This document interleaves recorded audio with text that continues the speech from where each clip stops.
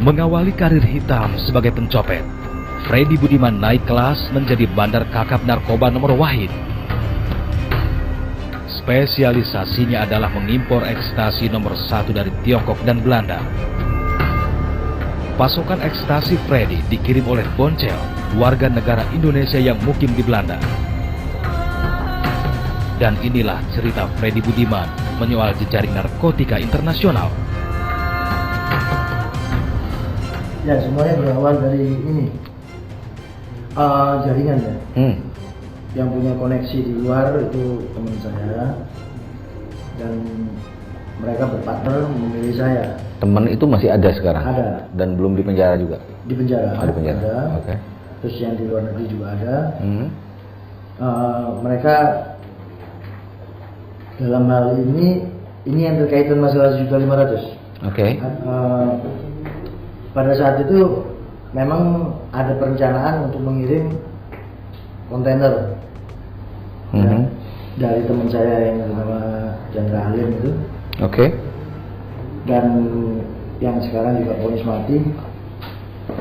Yang adanya saya hanya pada penempatan saya market sebenarnya. Market yang akan menjual kalau barang tersebut ada di Indonesia. Oke. Jadi pada saat itu mereka mempunyai jalan melalui PT Koperasi Rimco Kata yang diintegrasi Bais ya. Jadi pada saat itu yang saya tahu saya hanya membantu dia untuk mengurus dokumen. Itu Anda masih di Cipinang? Rutan Cipinang. Rutan ya. Jadi saya mengurus dokumen itu karena keberadaan teman saya ini tidak ada teman, tidak ada orang yang di luar. Jadi saya suruh, dan itu pun tanpa melibatkan orang yang tahu sebenarnya di kontainer itu. Walaupun sekarang ada beberapa orang yang. Jadi pemiliknya menurut Anda siapa? Kalau Anda hanya mengurus administrasinya?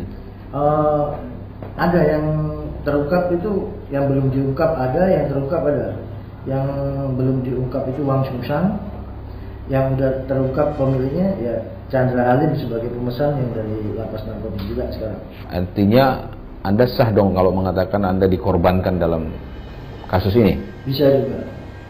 Saya anggap sah.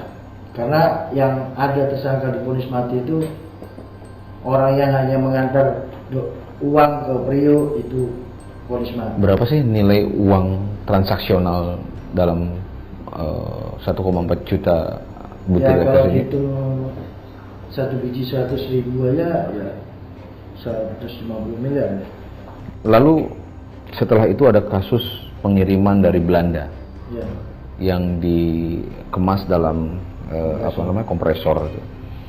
Anda juga kemudian yang terlibat lah, koordinatornya lah, pucuknya lah gitu kan. Tapi menurut Anda apakah masih ada yang lain yang terlibat dan sampai saat ini belum disentuh? Untuk yang belum disentuh ya bos-bosnya aja ya. Oke. Sebutlah, tidak usah nyebut nama, tapi ada berapa banyak atasan atau bos-bos itu?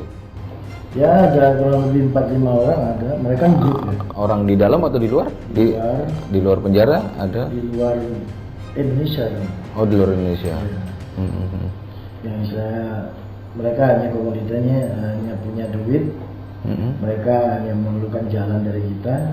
Makanya bangsa pasar Indonesia ini kan kuat karena apa? Mereka hanya kita punya jalan, mereka oke. Gitu. Oke. Kalau semacam di negara-negara mereka kan diilegalkan ya, jadi legal ya. Dilegalkan. Ya, dilegalkan. Kata siapa? Setahu saya begitu, kayak di Belanda apa. Cuma hanya mereka kena posisi masuk kena undang-undang disiplin atau apa di sana ya. Tidak ada undang-undang narkoba gitu. Kalau di Indonesia bangsa-bangsa penyelundup itu kan kencing sekali gitu. Berbagai cara sudah dilakukan Freddy agar terhindar dari hukuman mati jilid 3 ini. Di antaranya dengan mengajukan peninjauan kembali atau PK beberapa waktu lalu.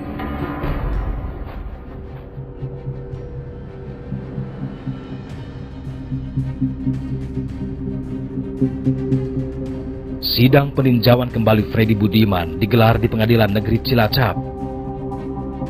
Sejak keluar dari dalam sel isolasi Lapas Pasir Putih Nusa Kambangan, Freddy Budiman dikawal ketat petugas kepolisian.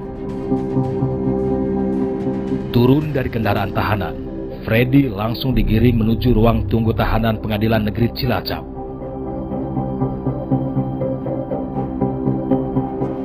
Pukul 10 pagi, sidang peninjauan kembali Freddy digelar.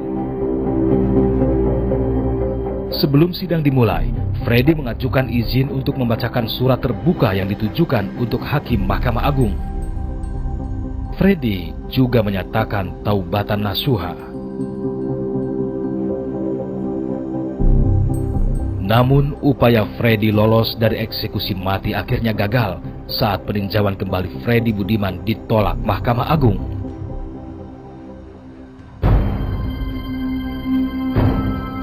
Freddy akhirnya meregang nyawa di hadapan regu tembak Brimob Polda Jawa Tengah.